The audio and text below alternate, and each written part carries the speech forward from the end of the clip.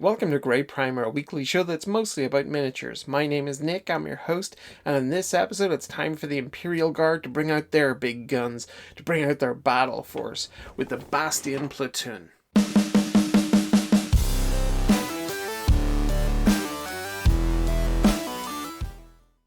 So I'm not even kidding, this thing feels like a starter set, like Indomitus or something like that. It's absolutely huge. 31 miniatures in it, which is only 10 less than the Tau Battleforce, but just remembering that there were a whole bunch of drones in the Tau Battleforce. And while there are definitely units that I've built before, the Cadian shock troops, the Sentinel, the heavy weapons team up the back, there are ones that I just haven't looked at before. The Hydra, the Chimera. I can't wait to get those built. I'm so excited to see what they look like. And it certainly looks like the Imperial Guard are finishing strong with their Bastion Platoon Battleforce. The Astra Militarum, Imperial Guard, Battleforce, Bastion Platoon. And look at this display of force. I just love the Guard. So we've got 20 of the Cadian shock troops, and within that you'll have like a Vox unit, and you'll also have a Sergeant. You can see the other 10 here, Vox and Sarge.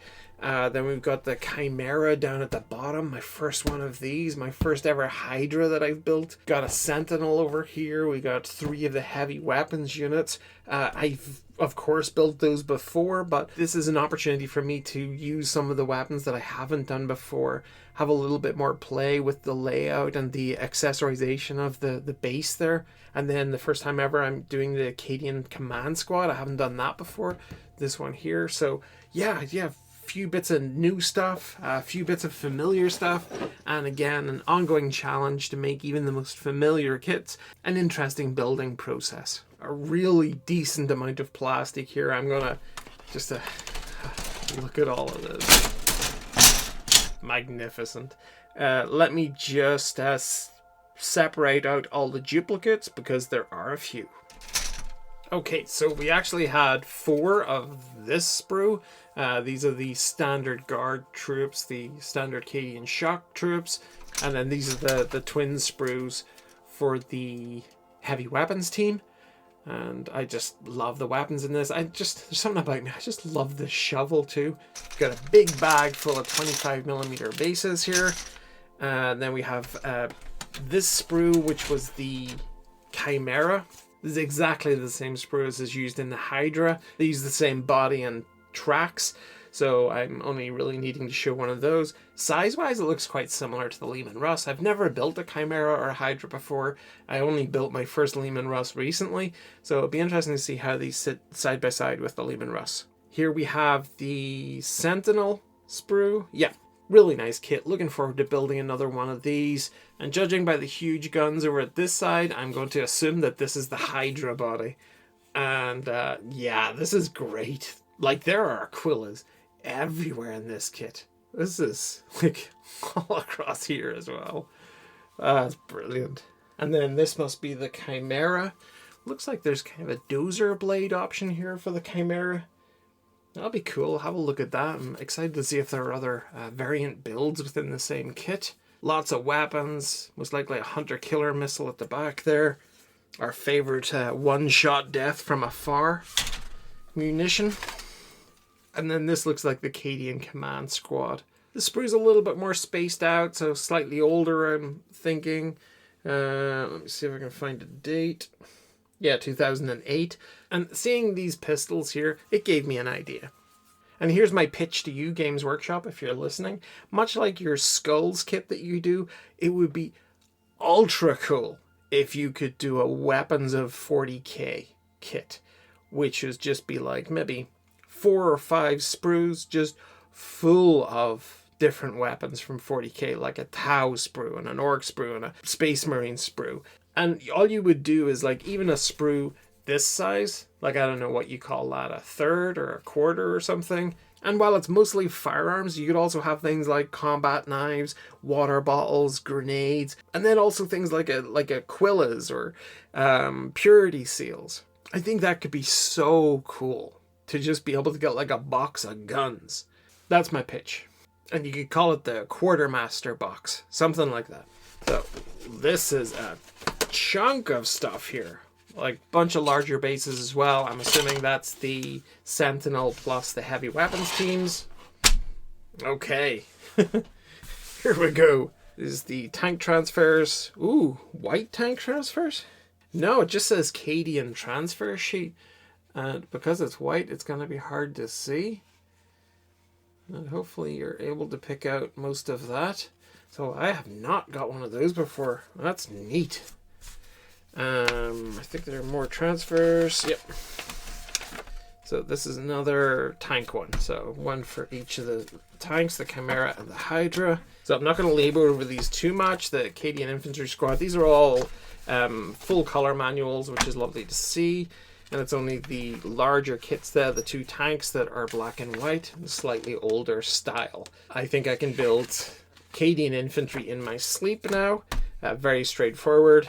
And again, the heavy weapons squad, it's incredibly straightforward. It's sometimes the weapons do come in multiple parts, and you would want to just make sure you're following the instructions, assembling those right.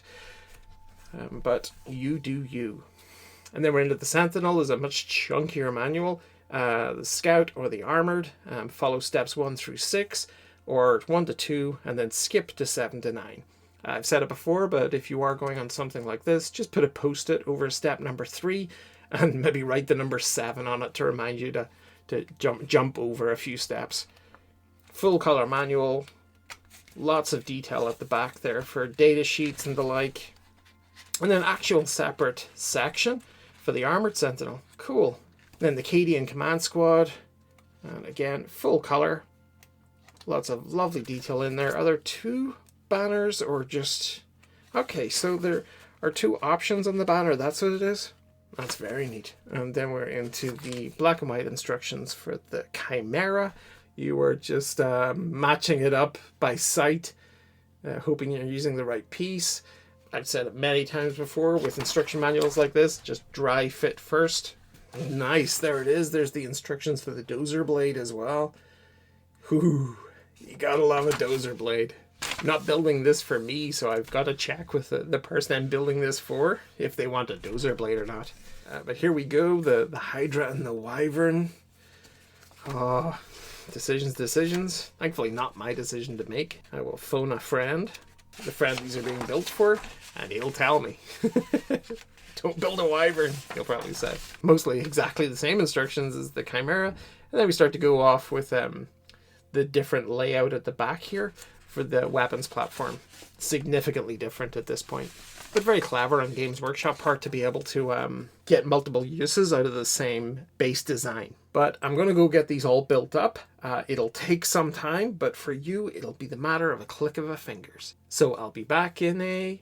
Okay, here they are, all fully built up. We got 31 miniatures. Yeah, Games Workshop counts this as 31 because it's 31 units, but as regards people, we have a few extras here on the heavy weapons team. There's another one at the back of the Wyvern there. I've said it before, but compared to the Imperial Guard, the Tau kits just seem to have so much padding. The numbers that they claim on the box, like the Battleforce, it said 41, and there ended up being, 14 or 15 drones in there. So those numbers are a little misleading for me. Here it says 31, and it actually feels like you get more than 31.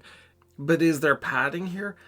You know, I don't think so. I think that while the 20 normal guard might appear to be repetitive, when you get into them, they're really not. There are enough options to add a little bit of character in there, a bit of humanity, play around with a few of the weapons loadouts, accessorizing. But let's have a look at some of those specifics. So I'm going to start with the standard group of Cadians over here on the right hand side. Let's have a look at the Grenadier. I've built a few of these before. I had a little bit of fun with this. I had one of these spare heads, I think from the Tempestus kit, and I shoved it on there to add a little bit of spice to this. And I also added the 2 spare magazines, one on the back, one on the hip there, because the guard do suffer from having that little connector molded onto the back. Let me see if I can find one with it. You can see it here. It's a little shape on the back. Looks like a rectangle with a little corner just nicked out of it. So that does connect to some Imperial Guard backpacks like Vox units and the like. But the Cadian squads don't come with like standard backpacks or anything like that that you could fit in there. So occasionally I will just get a little bit creative and put like spare magazines or something on there, or a slung rifle, something like that. You can see just what I'm talking about here. I've slung the rifle, it covers the little connector on the back, and it looks authentic. It looks like something somebody would do if they're about to start winging grenades towards the enemy, which is what this sergeant is doing. He's got his chainsword out as well, and I've added a little tilt to his head there just to show that he's in the middle of throwing the grenade, just to show a little bit of the strain. With this standard squad, I went with las rifles with the bayonets attached, and in all cases you'll see that I've selected the empty scabbard to attach to the belt there, just so it gives that authenticity that the weapon is being taken out of this, connected to the rifle, and they're about to get up close and personal with the enemy. You can see also accessories here such as grenades and water balls and pouches. In the world of 40k, the military radio operators are known as Vox casters, and you can see the Vox unit at the back here. It's got this cool 1950s sci-fi spinning ring on the back here, which is kind of interesting looking. But I've given this guy quite a dynamic pose. He's just looking down the sights of the rifle there. And then the final guy I'm going to show you is just another representation of a standard guardsman. Las rifle out, bayonet attached, all of the accessories and stuff. And yeah, I mean, generic but necessary. That's what you could say of these. So I'm still really enjoying building guard, like standard Cadian troopers, because the facial expressions are cool. I like the way the different types of ways that they hold their rifles. There are a few heavier weapons variants in there. They do still seem to have a lot of character. Yeah, I don't see a problem with them. That's not to say they couldn't do with a bit of an upgrade. When we looked at the Militarum Tempestus a couple of weeks ago, you could just see how cool Guard could be. And in one of the Warhammer Fest previews, you saw the Gaunt's Ghosts and then the upgrade sprue for Guard as well in there. There's a lot of potential within the Guard. I'm going to hop over everything and go to the other unit of Guard just so we can get them dealt with as well. So the way I've built out this second squad is as a heavy weapons team. Not the same as a heavy weapons squad, which is what we have up front here, but heavy weapons team. It's a variant on the standard infantry loadout, and to give me an easy way to identify them, when I'm looking at the standard troopers within the squad, I took the bayonets off. So you should see, yep, you'll see the bayonet here attached to the belt. So that was an easy way for me to identify which standard troopers belong to which unit. Great pose again, like even these standard poses look cool. And here we have an alternate build on the sergeant, chainsword still, but we've got the las pistol there. I haven't put the rifle onto the back, and it's just interesting because these all come from the same kit, the standard Cadian troops here and here. But there's just a lot of variety within the sprues, so you can have a little bit of play with the loadouts. But I occasionally cheated as well, and you can see from the helmet design here, this is one of the Militarum Tempestus helmets. And I don't mind doing that because I think everyone has a bits box in this game. Unless this is your very first kit, you're going to have bits and pieces knocking around that you could add just to add a little bit of visual interest to any kit. But I think if you can find like a cool guard helmet or a facial expression or something from another kit, why not have a bit of fun? And speaking of having fun, I just went a bit mad with this one. So I got this guy in his cool 1980s sunglasses. He's got his binoculars up here. He's pointing over there. He's not wearing a helmet, but in this kit you do get a couple of empties, I guess. Empty helmets here, so I was able to attach it to the belt. And you will see on the back that I've slung a mortar. I don't know how much those weigh, but these are chunky looking dudes. I think he can cope. I just love the idea of this guy with his groovy bandana and sunglasses with a mortar tube stuck to his back. And that's a mortar tube that I stole from the many extras that came with these 3 heavy weapon squads at the front. And speaking of stealing from the heavy weapons squad, here is a missile launcher mashup that I've done. I took the spare missile, I took the actual launcher tube, and then I just converted it over for this standard Cadian. And I just love this whole dynamic that's going on here. The expression on the face, the fact that he's pulling this missile over his shoulder to shove into this tube and have another go at the enemy. And then after that, within the heavy weapons team, it's just a lot of repeats of standard guard with las rifles with no bayonets. So I've already admitted that I've stolen bits and pieces from these heavy weapon squads, so let's just have a look at one of them. And with the first of them, I went with the las cannon. You can see it's at a nicely elevated angle. You can see the backpacks on these two troopers, and they're in a really cool pose. This guy's shouting off to this side. You've got the battery pack here with the cabling going into that. Nice dagger sticking into these sandbags. And just a quick look at these backpacks. I mean, I love this entrenching tool, the shovel attached to this one. But there's great amount of detail in them. These things connect beautifully into that little shape on the back. And I think they're really cool. I just wish there were more of those backpacks in the kits. With this next one, I had a lot of fun modifying it. You can see it's using the heavy bolter.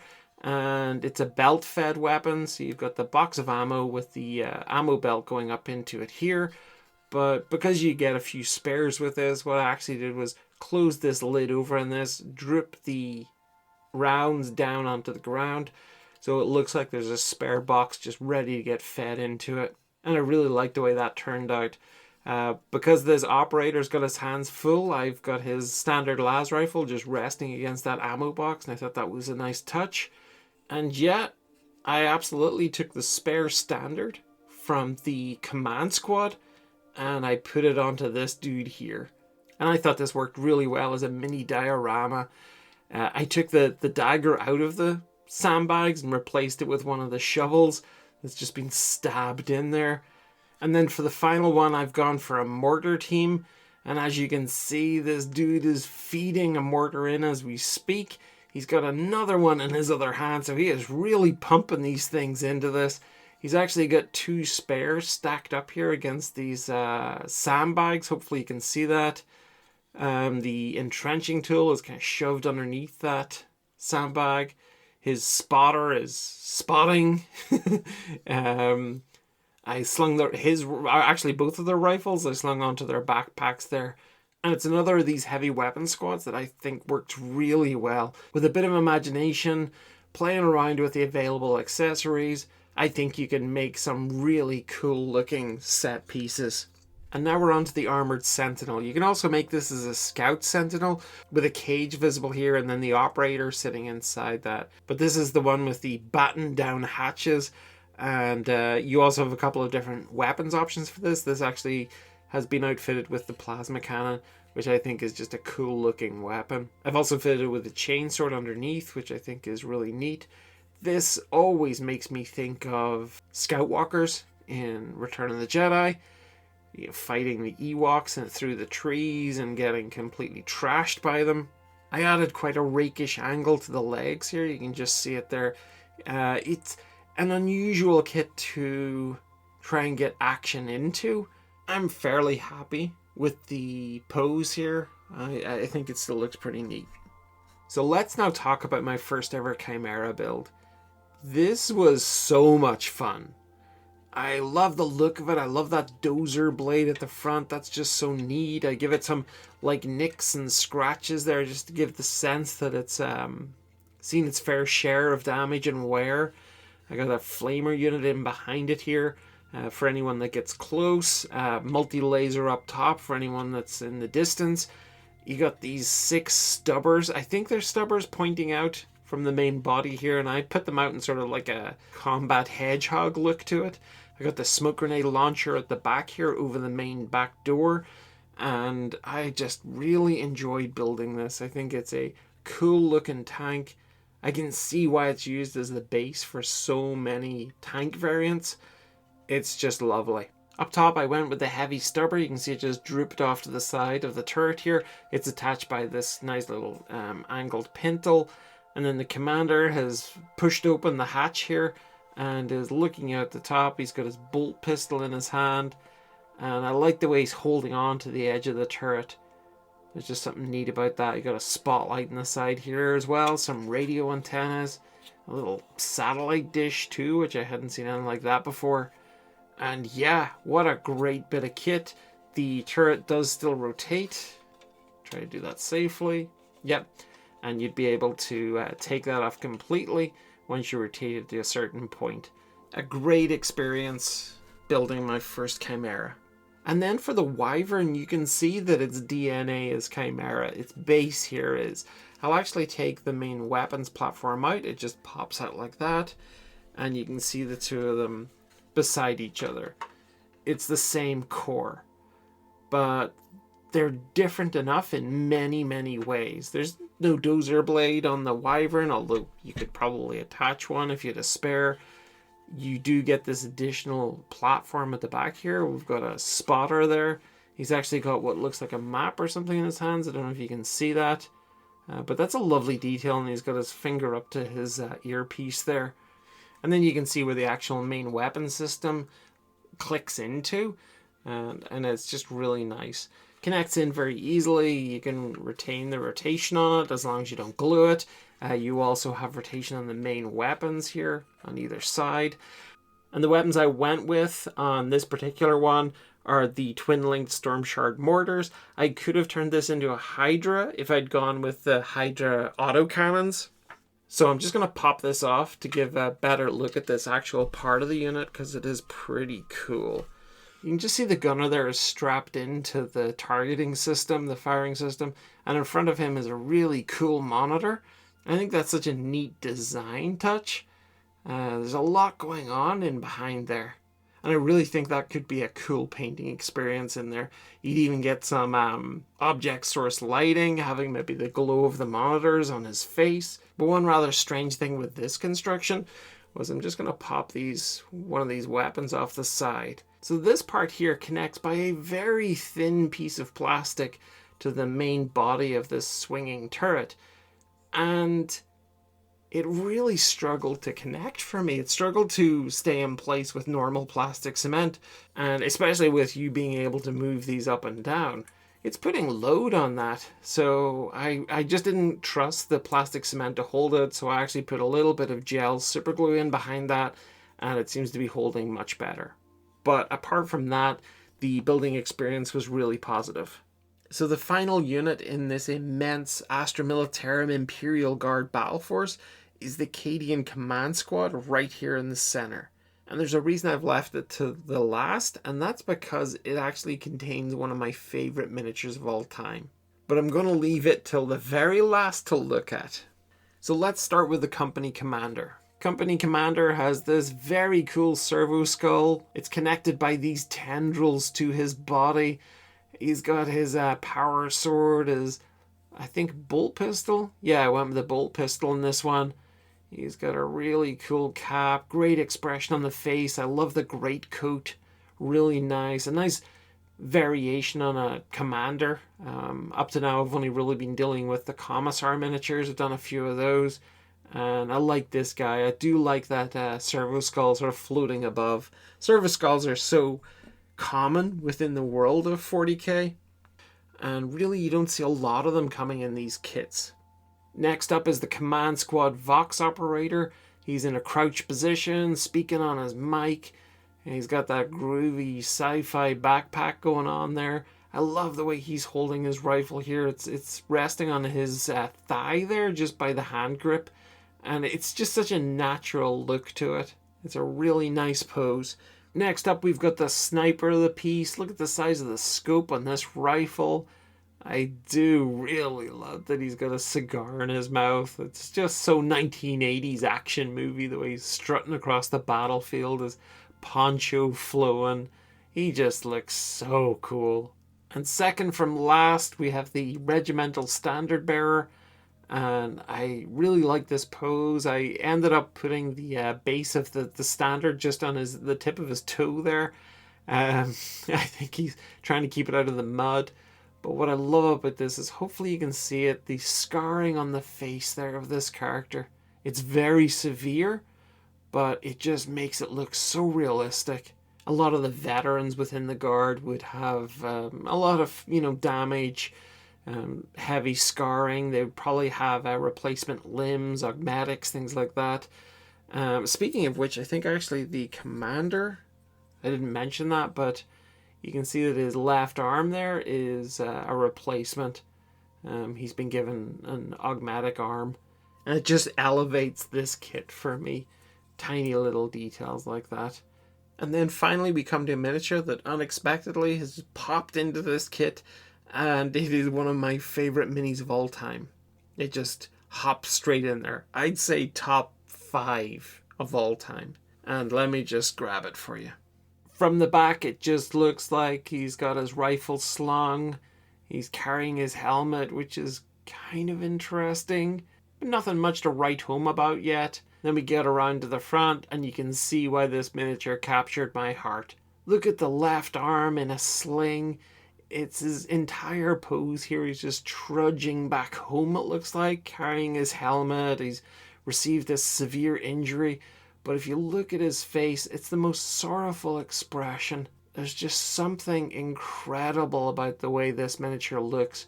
I've never seen this before. I didn't spot it in the box or anything, and definitely it comes down to the various components that you put together. But I'm so happy with the way this one has turned out. The components I selected to go together for this one just made it really, really just sing. And what a fantastically strong miniature to finish this kit on.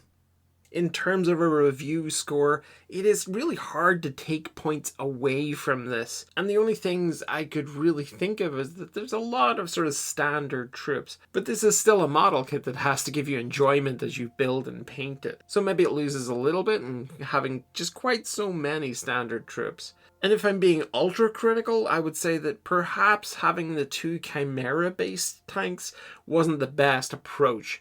Maybe they could have done something on a Land Raider base, something like that to give... I'm not suggesting they put a Baneblade in there. That would just ridiculously inflate the price, or you would lose a lot of the variety. They could put a Baneblade in here for sure, replace both of these tanks, and maybe you would lose like your Sentinel or something. So I'm not necessarily talking about that, but I think you could swap out one of these Chimera-based tanks with a Land Raider based one. I love this kit. I think it's a great place to start if you're building out one of those armies. And speaking honestly, if you put another one of these kits in front of me in 2 weeks time, I would jump into it straight away and start building it all over again. Fantastic stuff. And as for review percentage, I give this a solid 94. It's a fantastic kit, and I have no hesitation in recommending this to players, to painters, to builders. It's a lot of fun, and I think it will look great on the battlefield or on your shelves. But that wraps it up for the Bastion Platoon Battleforce. I'll be back in the next episode to bring my final judgment on just how these model kits did against each other. I'll get each of the armies out in full so you can see all the bits and pieces, and you can start to hazard a guess at just how many drones the Tau actually brought to this thing.